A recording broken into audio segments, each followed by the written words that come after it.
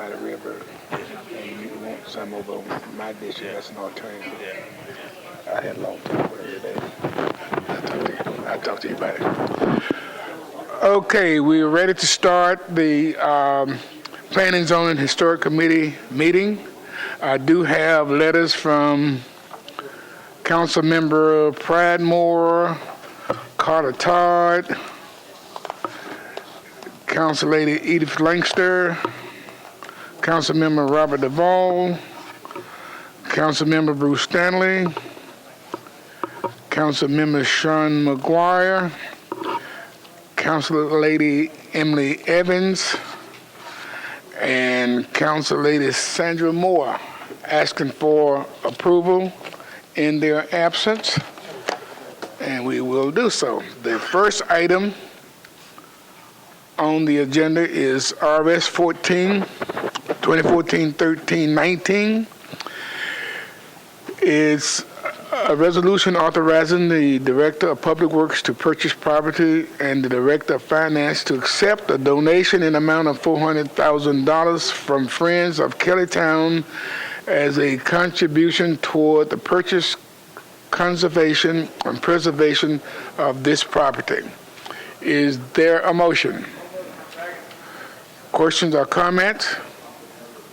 Seeing none, all in favor? All opposed?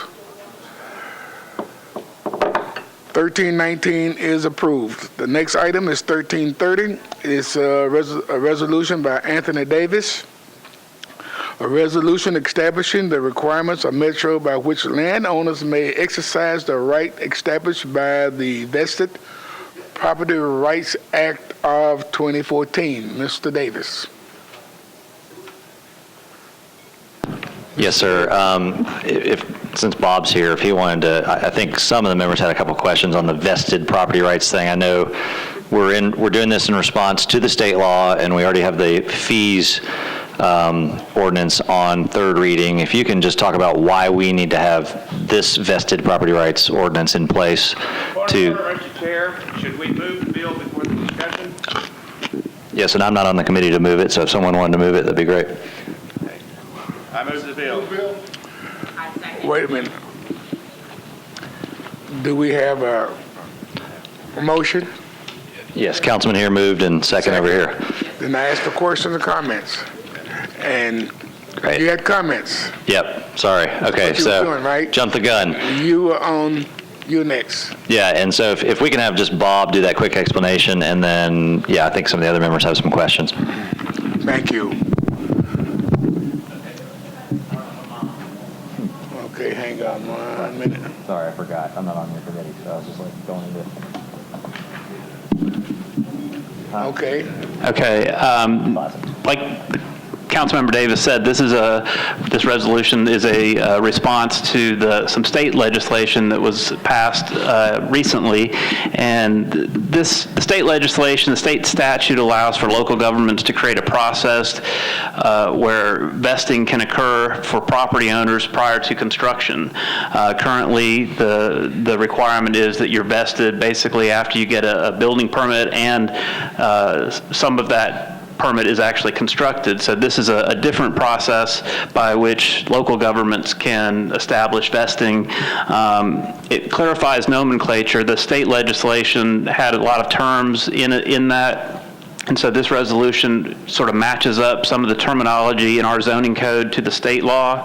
And it also clarifies that property owners can do an exploratory plan, and so as to be able to get an approval by the Metro Council or Planning Commission without major expenses up front. I mean, if you go word by what the state legislation requires, it might require much more expense at the front end in terms of getting final construction plans in place just to find out if you can get a basic concept approved. And so this clarifies that an exploratory plan can be adopted by council that would meet the requirements of the state legislation. And there, John and folks from Metro Legal may also be able to add some to that.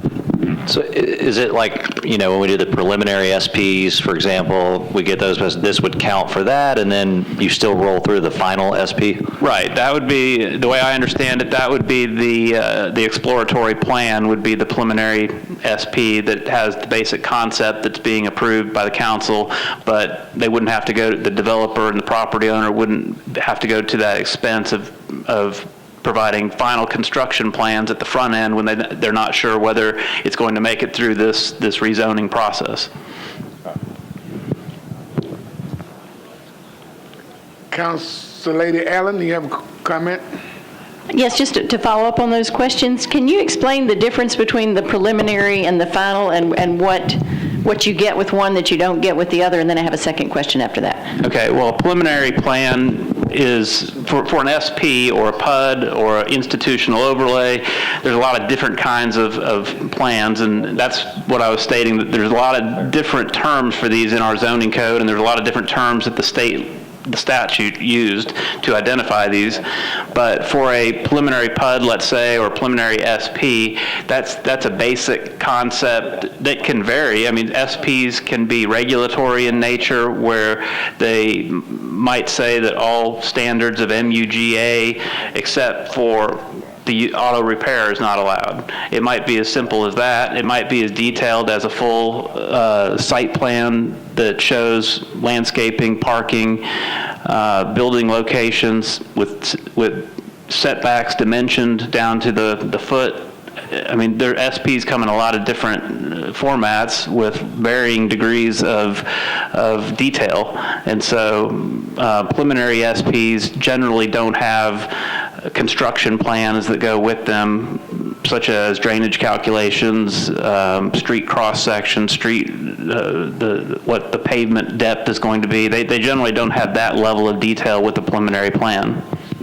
And so to follow up on that question. The final site plan does have that level of detail. And so if I do one plan versus another kind, why not just always call it preliminary if I get all the vesting to the same degree? Or, I mean, what more do I get if I have a final plan as opposed to a preliminary plan? I mean, why did we go through all these definitions? It must be because something's different. I mean, a final plan has is generally more expensive to produce for the developer. I mean, if you're submitting a final site plan, those are construction details that they'll have to get surveys done of the property. They'll have to hire engineers to perform the drainage calculations to make sure that the detention pond is sized exactly to meet stormwater regulations. So my question is, I mean, I understand the difference between preliminary, but I don't understand what does a developer get for going the extra step? Does he get more vesting? Does he get different levels of vesting? I think is how it works. So, and what does that mean?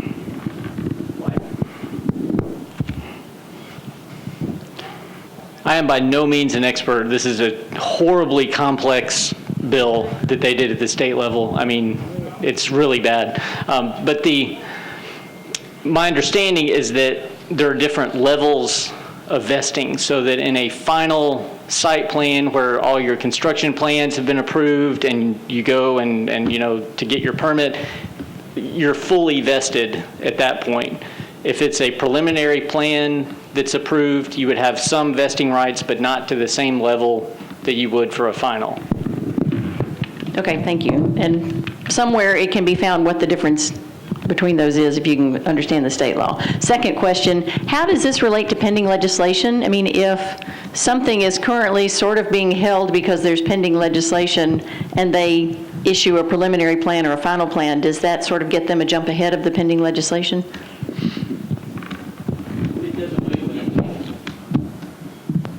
It essentially does away with it to a large degree, because you have actually vested in the plan that has been approved by either the council or either the planning commission, and you can vest in that preliminary plan. The only thing you're not going to invest in is the exploratory application.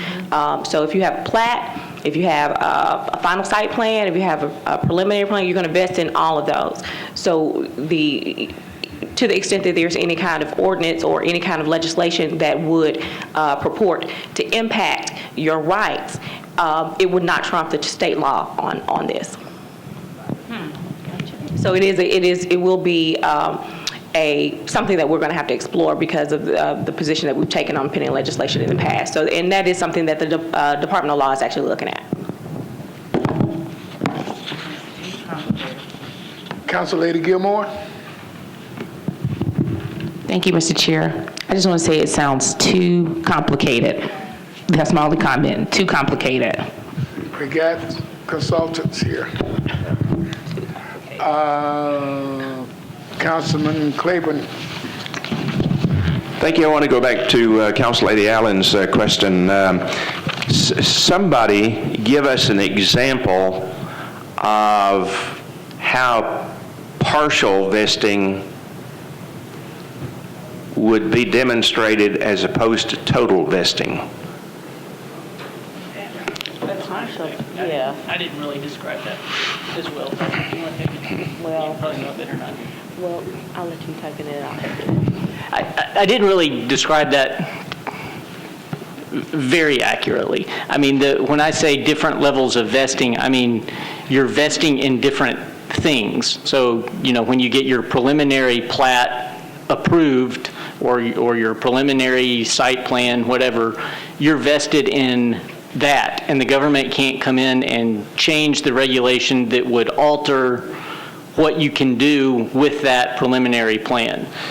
Now, once you get your final site plan, then whatever is on there you can do, and the government can't come in and change anything that would alter basically anything on the plan.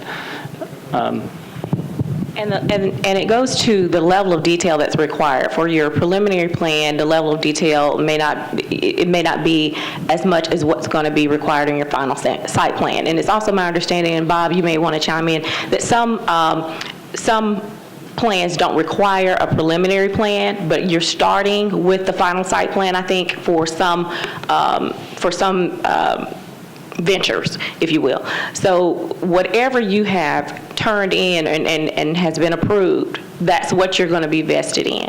And also, this law contemplates that there's going to be multiple phase development sometimes. And so depending on what you do within that, say for instance, that first 5 years, and whether or not you have acted on that vested plan will determine whether you get another 5 years. You can get up to actually 15 years to complete a project, depending on if it's a multiple phase project and what you have done to maintain the vested rights that you've secured by the approvals. So that's a little, that maybe going a little bit beyond what you were asking specifically, but I hope that's helpful. Okay, so on the preliminary thing, then we're looking at a kind of a 30,000-foot picture of what we're going to do, right? We have a general idea of what we're proposing. Correct. Okay, so if then in the aftermath, the council comes back and approves some zoning ordinance that might affect a future detail of that plan, then is that developer fully vested in all of those potential details, or is he only vested in the general aspects of what he's proposed? And I'm going to be very candid with you. A lot of that has not been fleshed out. The court will decide that. Exactly. We'll be sued and... And now we could argue, I think you have a strong argument that you can only vest in what you've been approved for. But I think there may be an argument on the other side that you have vested in whatever standards are in place at the time of your initial approval. And that part is not completely clear in the state law. So are you saying a lot of this have to be tested in court? It's going to head that way, right? It could likely go that direction. Okay, any other comments? Okay, I just have a general comment here. There are red flags that are flying all over this discussion here. So is this piece of legislation at the place it needs to be moved forward? Does it need to be deferred so that it can be worked on more? I think without this legislation, we have more red flags. Okay. Because we won't have anything defined, and come January 1st could be in real trouble. So I think now it may be that can be tweaked at some point if we realize that things come up, but I think as a starting point, this needs to be adopted. Okay. And then there are also some other aspects of this bill other than just the vesting in the actual preliminary plan or the final site plan. You also have some appeal issues, because if you have, by this bill, you would be giving the planning department and the planning staff, as well as the zoning administrator, authorization to say when something has become vested or not. And by doing that, you have allowed for an administrative mechanism whereby a person who disagrees with the planning department or the person who disagrees with the zoning administrator can go to either the BZA or the planning commission, rather than filing a writ of cert action on an administrative type decision. So you have several different pieces in place in this particular piece of legislation that will be helpful as Metro tries to implement and understand exactly where the state wants us to go with this. Councilman Tenpenny. Thank you, Chair. So this means if I'm half vested in a certain project or something, that I'm going to have to go back to the planning and zoning and codes if I have any changes at all, and they're going to have to make the recommendation for me to vest further in that project. Is that correct? And you're speaking of a project you're already... Well, if I'm just doing a project and this comes up, I mean, is this something where planning and zoning is going to have much more stringent reins on people that are trying to get things done? I don't. If I understand your question correctly, I wouldn't describe it in that manner. I would just say that it actually creates a tool in the toolbox that you would not have under the state law if we did not take action regarding that, and that is the exploratory application. I'm sorry. Okay, go ahead. Okay. Well, I was just going to say it creates a mechanism whereby it would actually be helpful to people to be able to get some type of feedback initially before going through the expense of getting fully engineered plans and doing other things that they would be required to do otherwise. And that's because you have to have something that is capable of being approved. You want to? Yeah, and the state law itself which is the whole reason we're doing this, is much more favorable to developers than it is to the Planning Commission and the council. So, I mean, the developers will have a much easier time obtaining the vested rights than they have prior to January 1st. And part of the reason of that is that vesting typically requires substantial construction under case law. And here, before you even begin construction, you will vest in whatever plan has been approved. I'm not sure. This is still kind of confusing. Can you tell me what policy we have in place today compared to what the policy is going to be? Currently, there's not a policy per se in place. It's the authority is directly derived from case law. So cases that have been tried and where judges have determined in these instances persons have vested, that's what we rely on. There's not necessarily a written policy that I'm aware of, and that's what we rely on in advising the departments. Okay. Council Lady Johnson. Does this in any way change the initiation of plan unit developments by a council member?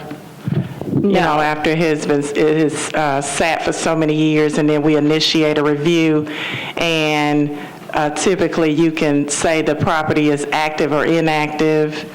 Right. And Bob, chime in here it would be my reading that it would not, because this law doesn't take effect until January of 2015. So I'm assuming you're referring to things that have already been approved. Right. Now, I mean, there's nothing that would affect that I'm aware of.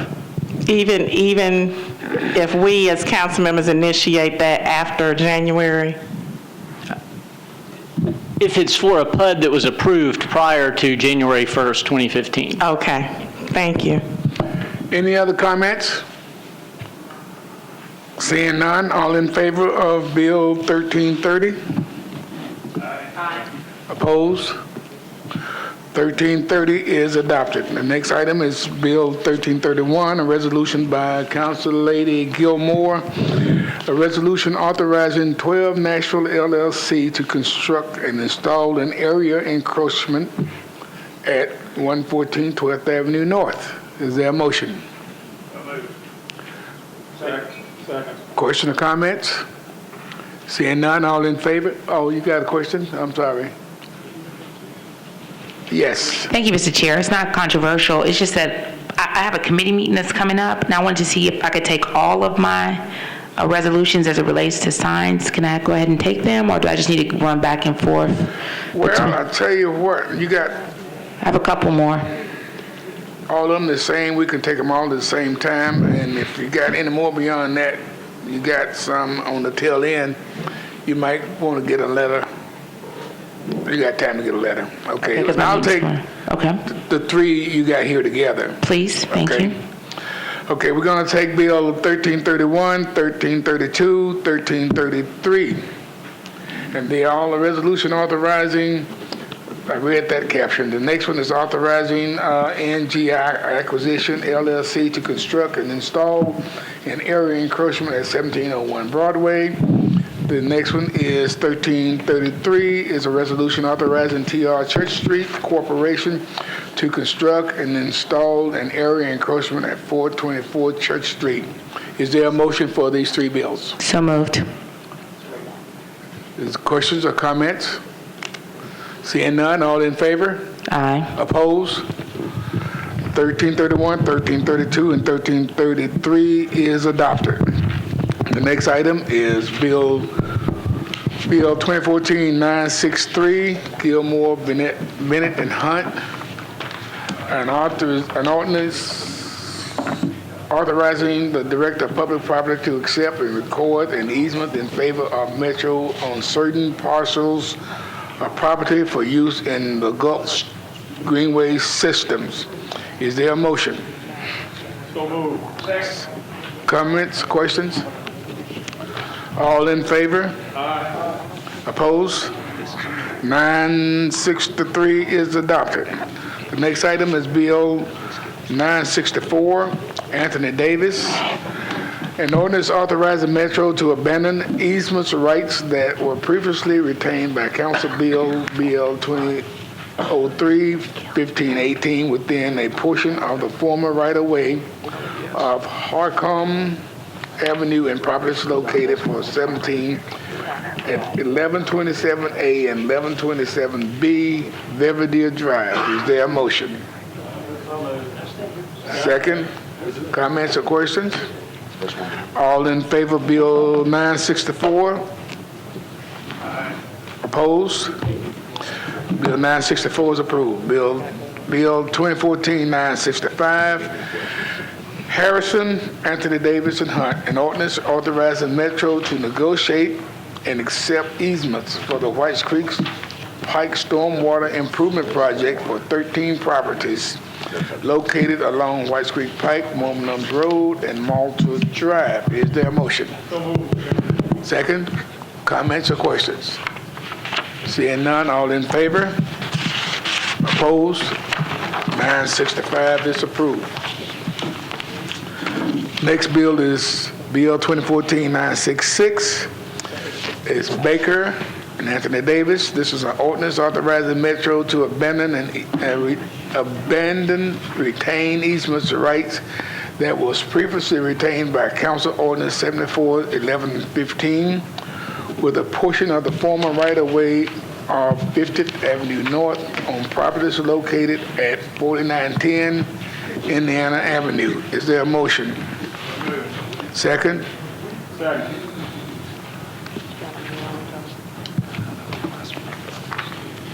Councilman Baker? Chairman Hunt, could you take all seven of mine together? I'm kind of pushing for time, Public Works too. Thank you. Don't I have a letter for yours? Did you tell me yours? The next seven are mine. Well, you got Anthony Davis here. Yeah, but, okay. Well, you got me here. Yeah, so, you okay? You told me yours, and I have it noted here so we can stay in line, okay?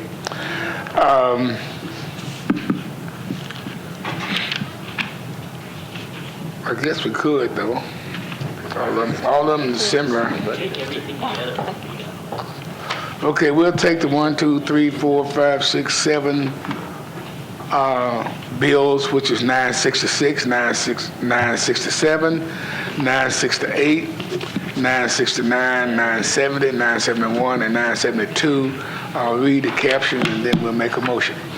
966 is, I read that one. 967 is an ordinance authorizing Metro to abandon approximately 560 linear feet of existing 6-inch public water main and to accept approximately 293 linear feet of 8-inch public water mains along with one fire hydrant assembly, 311 feet of 10-inch public sewer main, and 2 new manholes for properties located at 2400 Charlotte Avenue and 407 23rd Avenue North.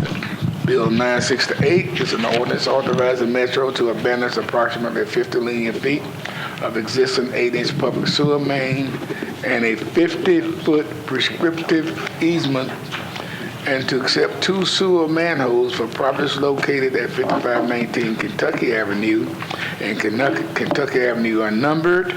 The next bill is 969, and this is an ordinance authorizing Metro to abandon easement rights that were previously retained by Council Bill 77-710 within a portion of the former right-of-way right of the 50th Avenue North on properties located at 5001 Kentucky Avenue. The next item is 970, an ordinance authorizing Metro to abandon easement rights that were previously retained by Council Bill 77-601 within a portion of the former right-of-way of 57th Avenue North and on properties located at 5615 Tennessee Avenue. The next bill is 971. An ordinance authorizing Metro to negotiate and accept easements for the Hill Road Circle Stormwater Improvement Project for 4 properties located on Hill Road Circle. Bill 972 is an ordinance authorizing Metro to negotiate and accept easements for Fleetwood Drive Stormwater Improvement Project for 4 properties located on Fleetwood Drive and Hillwood Boulevard. Do I have a motion on Bill 966, 967, 968, 969, 970, 971, and 972? Is there a motion? Second? Second. Comments or questions? All in favor? Aye. Opposed? 966, 967, 968, 969, 970, 971, 972 is approved. The next bill is 2014-973. This is Allen Anthony Davis, an ordinance authorizing Metro to negotiate and accept easements for the Westwood Stormwater Improvement Project for 8 properties located on Woodlawn Drive and Westwood Avenue. Is there a motion? So moved. Second? Second.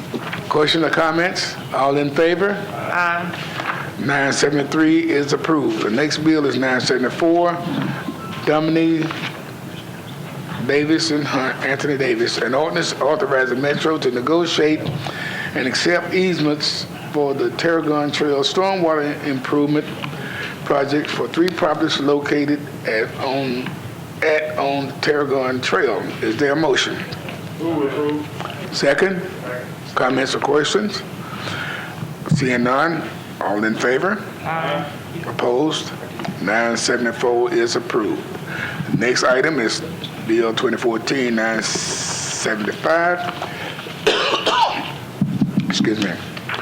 It's Anthony Davis. This is an ordinance authorizing Metro to abandon approximately 10 linear feet of existing 8-inch public sewer main along with approximately 10 feet of existing easements and to accept 1 new public sewer manhole and 2 public fire hydrants for properties located at Mill Park Drive, Franklin Pike, and Craighead Street.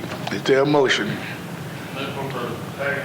All in favor? Aye.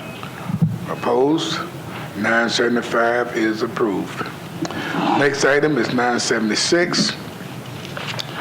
Gilmore and Anthony Davis, an ordinance authorizing Metro to accept approximately 34 linear feet of 8-inch dip water main, including one fire hydrant assembly for properties located at 605 8th Avenue South. Is there a motion? So moved. Comments or questions?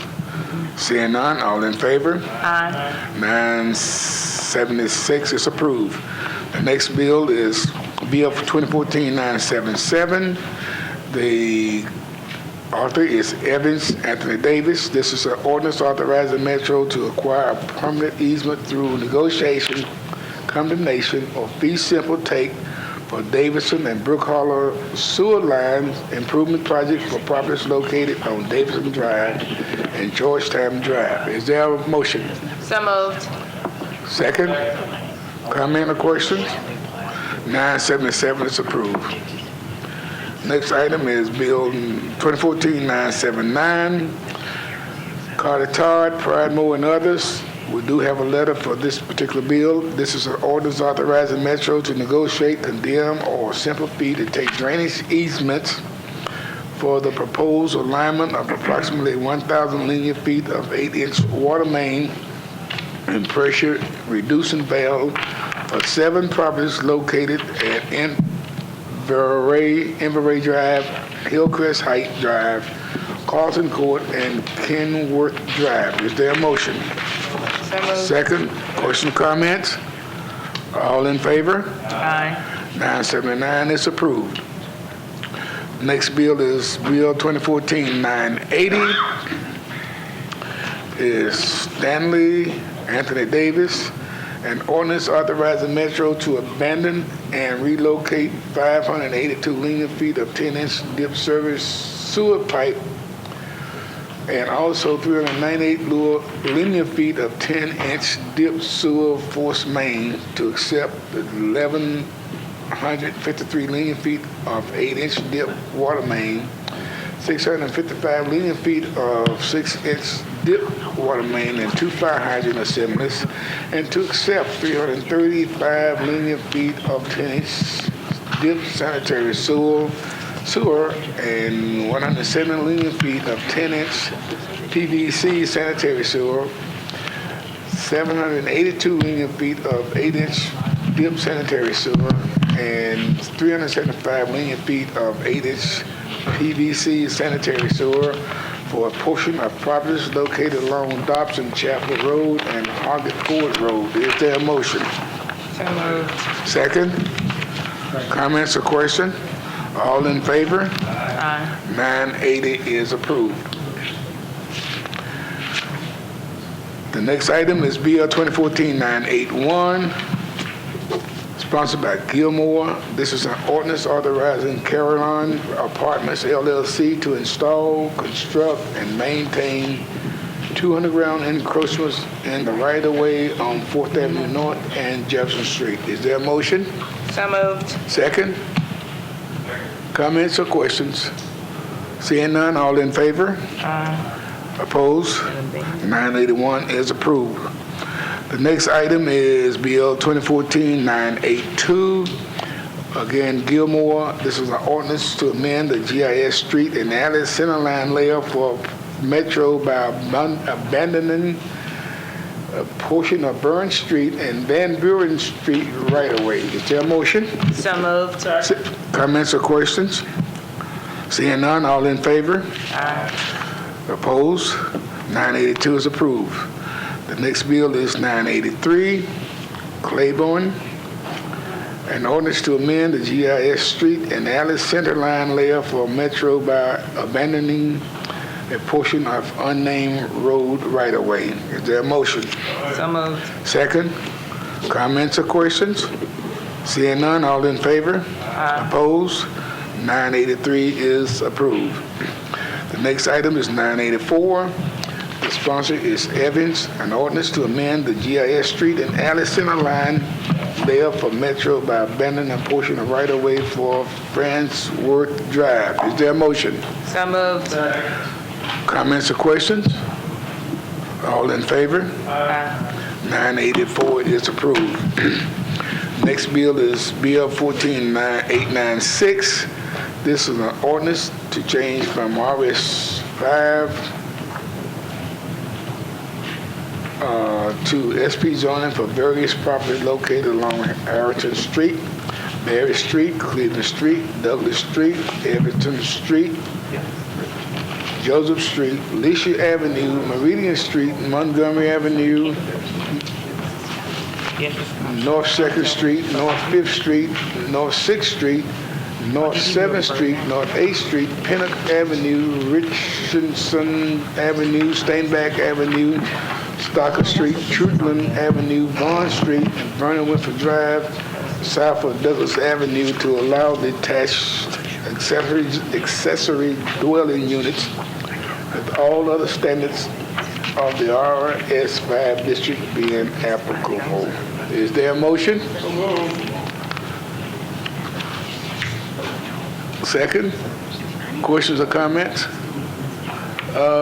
Did you have a Council Lady Gilmore? Okay, yeah. Did you like something? Councilman? No, I'm sorry, it's not on. Councilman Claiborne? Thank you. When we deferred this a meeting or so ago, it was for the sponsor to have some additional meetings with the neighbors that are involved in this 230-plus acres. I'd like to ask him how many meetings he's had since that time and how the response was. Okay, that's a comment, right? That's a question or comment? It's a request.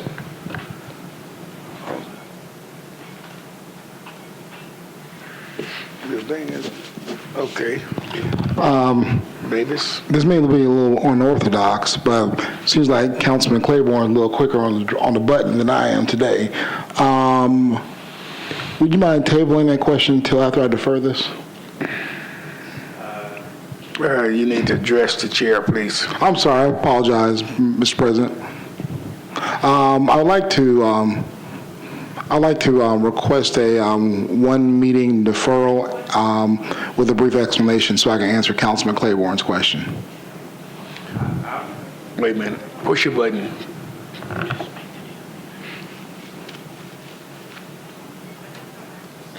Something's going on. Okay, yeah. I'll be glad to withdraw my request in view of the fact that we're having a request to defer. Move we defer one meeting, Mr. Chairman. Second. Okay, you have a motion to defer for one meeting? Second. Second, is there question or comments? All in favor for one meeting deferment? Aye. Opposed? The one meeting deferment is passed. The next item is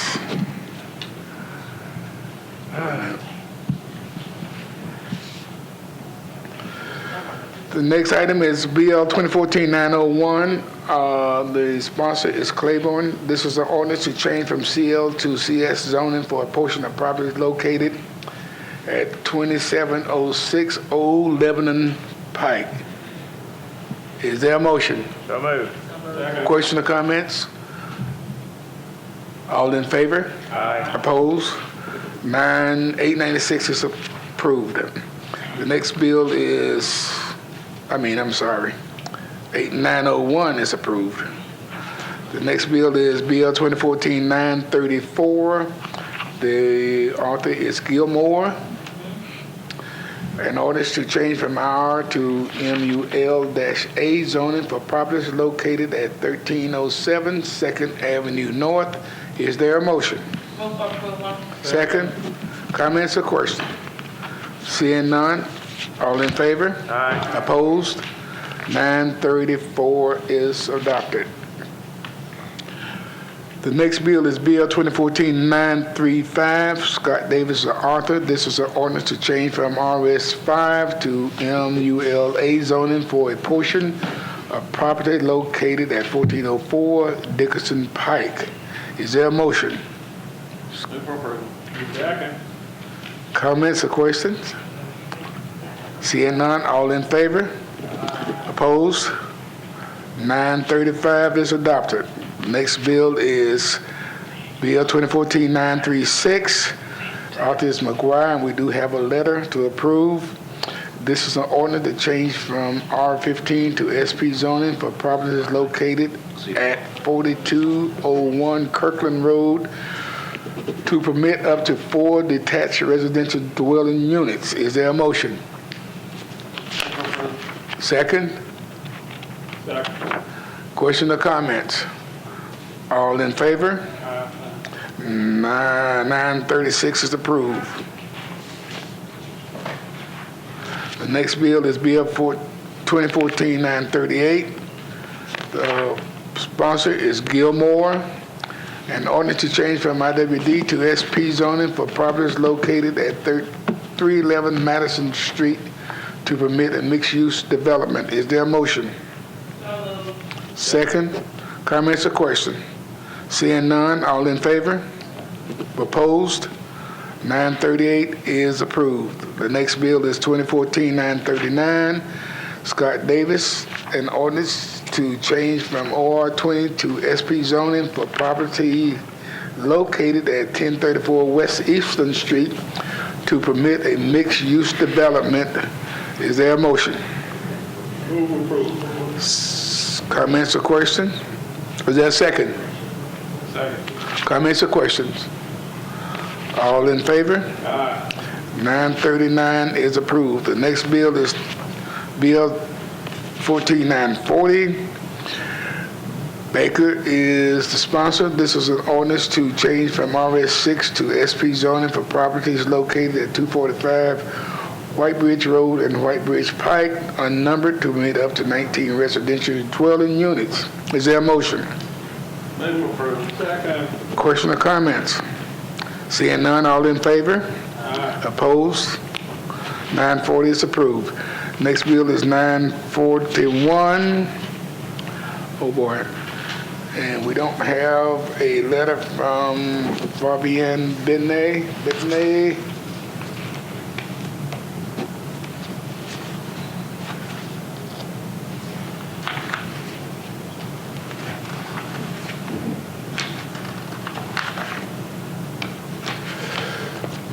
We'll have to roll this one to the hill. All right, defer by rule. Is there a motion? Second? All in favor? Defer by rule? 941, deferred by rule.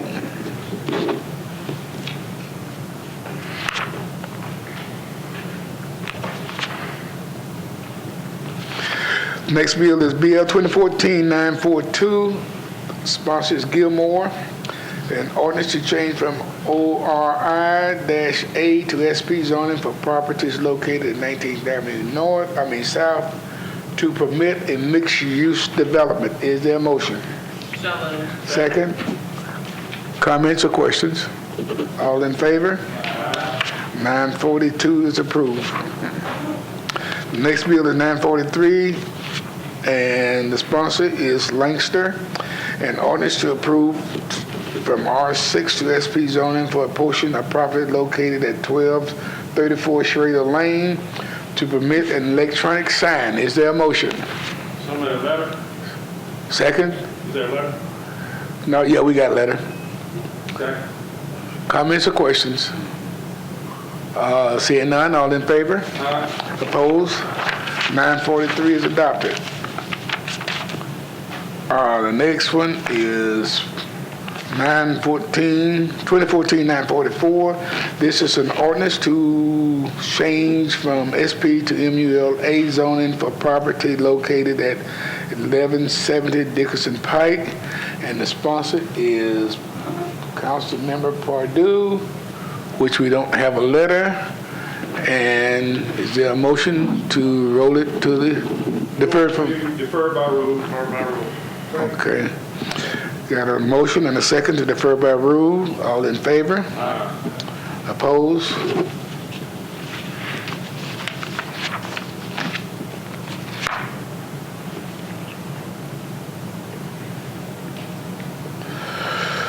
944 is deferred by rule. The next item is Bill 2014-945. Sponsor is the Ball, which we do have a letter.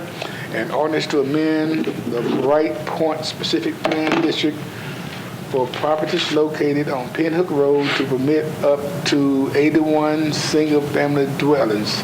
Is there a motion? Second? Comments or questions? Seeing none, all in favor? Opposed? 945 is adopted. The next item is Bill 2014-946. The sponsor is Gilmore. This is an ordinance to change from MUIA to SP zoning for properties located at 19th Avenue South and Broadway to permit a mixed-use development. And she's here. I guess we'll go get her. Go get her. While you're doing that, we got one final, and I appreciate that. Yes, sir. The next item is Anthony Davis, an ordinance to amend Title 13, Title 15, Title 17 of the Metropolitan Code to clarify procedures related to fees in lieu of contribution and other estimates, all payments. Is there a motion? Who approved? Second, the comments or questions? All in favor? 947 is approved. Just had one, and that is 946. An ordinance to change from MUI-A to SP zoning for properties located on 19th Avenue South and Broadway to permit a mixed-use development. Second? Comments or questions? Seeing none, all in favor? Opposed? 946 is approved, and that concludes this long agenda. Thank you for your participation.